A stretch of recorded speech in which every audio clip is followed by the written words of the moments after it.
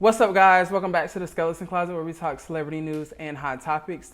And today, I want to get into Princess of Arizona, Nutmeg Meghan McCain. All right, we have to get into her and people coming for her because of her past comments amid some other things that's been going on. So, let's get into the video. I'm gonna just run down my shout outs. Hey, the dun dun. All right, and before we get into anything today, I definitely want to thank you guys so much because we have reached 1,084 subscribers when I just checked it, which is amazing. I want to thank you guys so much for subscribing and hitting that like button, and I hope you guys continue to do so. So now that we got our pleasantries out of the way, Meghan McCain, Nutmeg Meghan McCain, has been called out as she definitely deserved to be because of her past comments about the Asian community. Now, if you all remember when coronavirus first happened, which was so long ago, but feels like it was yesterday, Donald Trump was president, and Donald Trump was continuously attacking the Asian community, calling the coronavirus the Wuhan virus, the China virus, basically saying that Asian people were the cause of the coronavirus. Now, the coronavirus was initially found in Wuhan, China, at a wet market, if I'm not mistaken.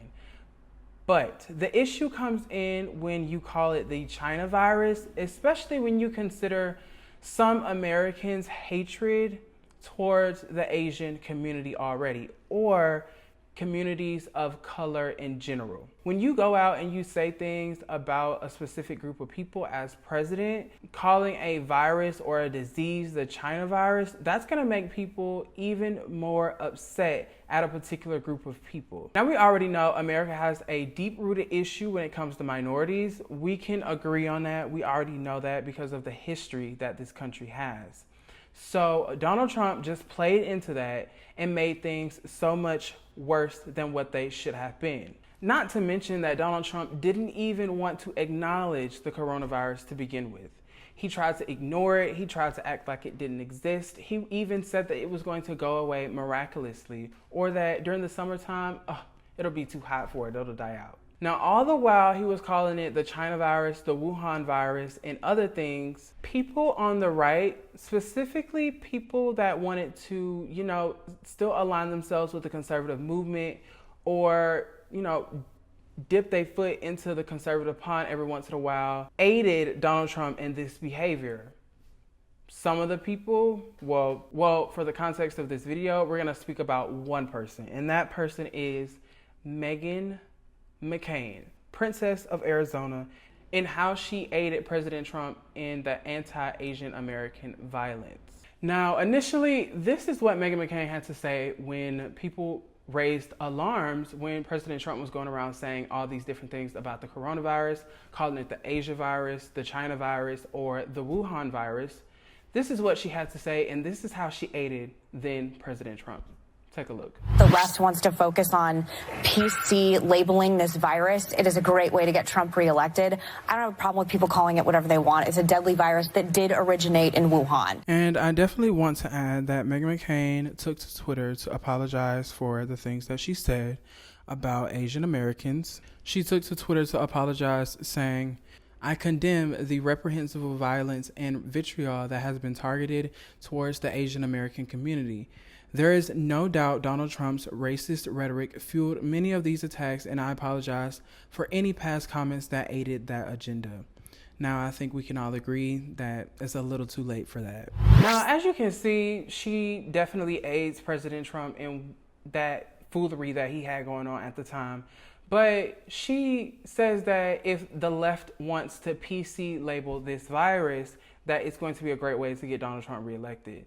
Now, if you all don't know, if you're all not tuned in with politics and things like that, you might not know this, but the coronavirus is one of the very reasons why Donald Trump was not reelected.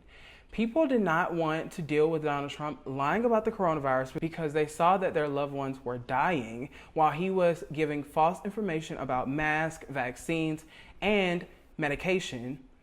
Yet he knew that he needed to be reelected. For the life of me, I will never understand why he decided to lie about the coronavirus when he knew that it was going to kill people. I don't know if he really thought that lying to people was going to stop them from being scared, or what the logic in his administration was, or what the policy decision was behind lying to the American people about masks, about social distancing, and about vaccines and medications. I don't know what that was for. To me, it was completely idiotic, but that might just be a characteristic of Donald Trump and the people that he surrounds himself with.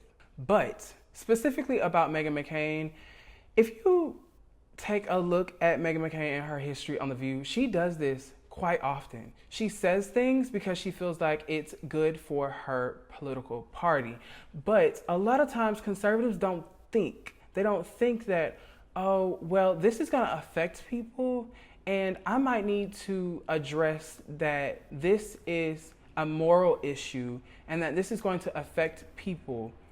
This is not about policy. This is not about any type of policy making where you can just acknowledge that saying something that is anti a group of people is going to lead to hate and violence. Labeling things a certain type of way gives people the perception of what it is.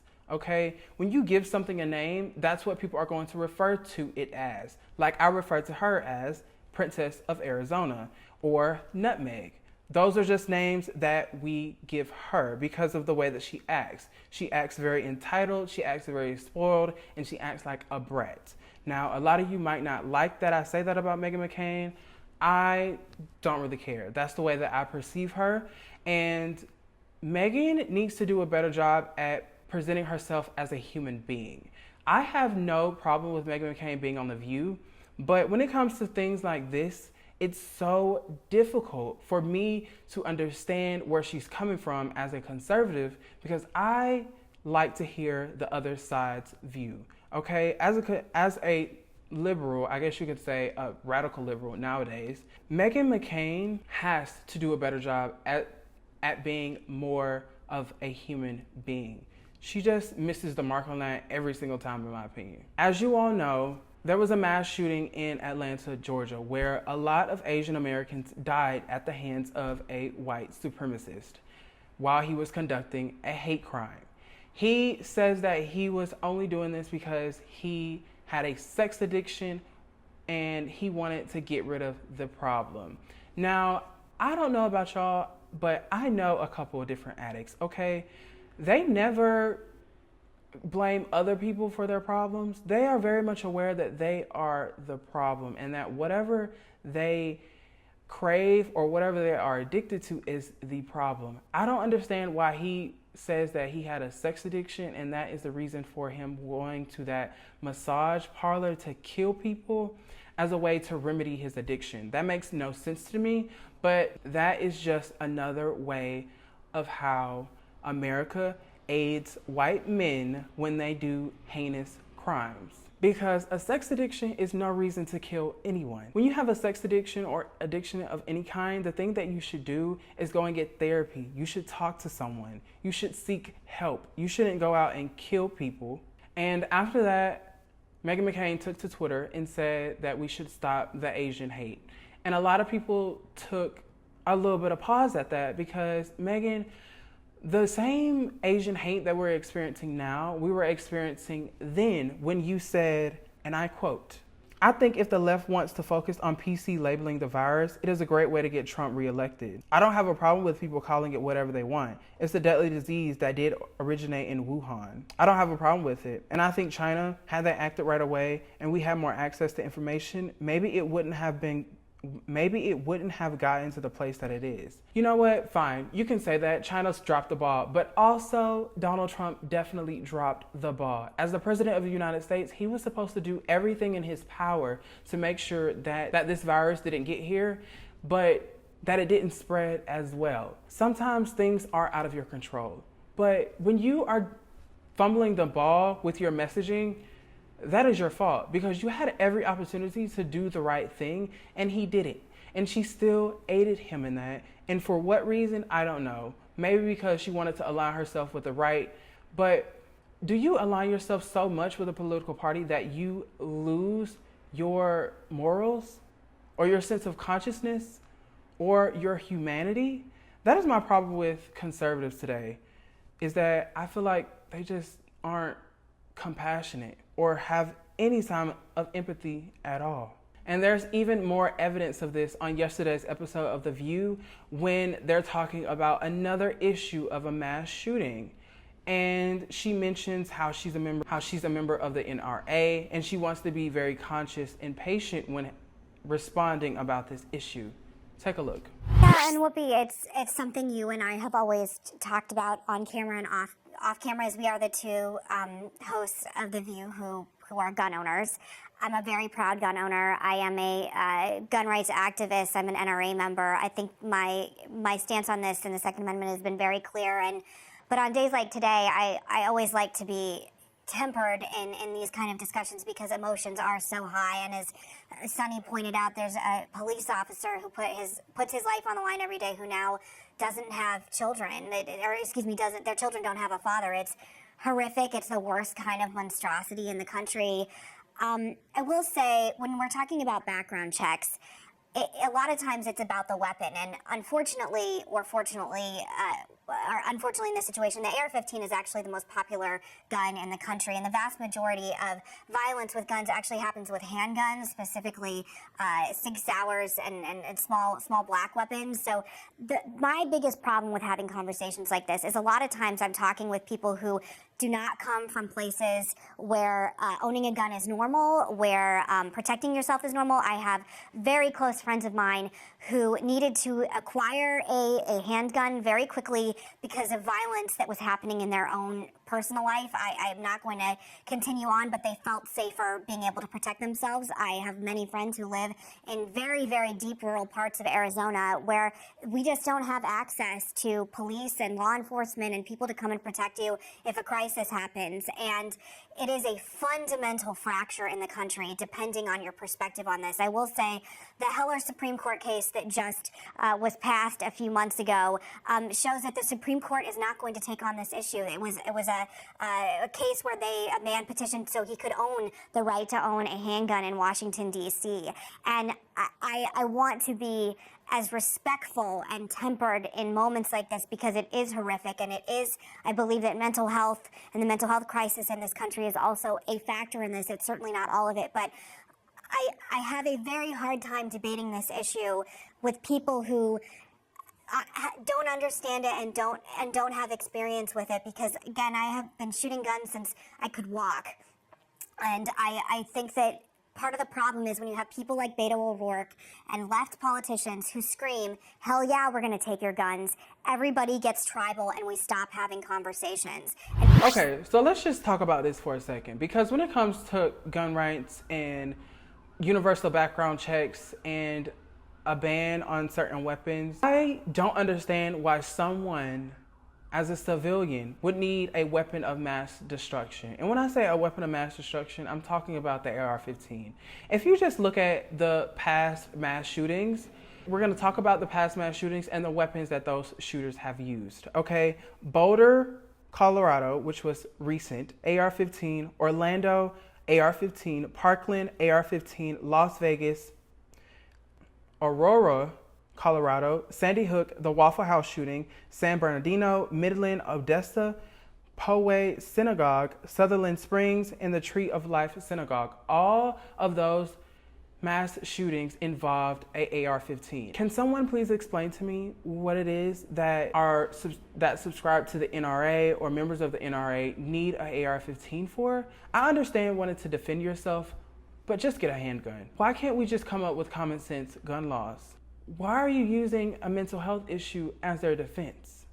These people are very much cognizant of what they're doing when they pick up a gun, when they go purchase a gun. Let me just say that. When they go purchase a gun with the intent of going somewhere and killing someone.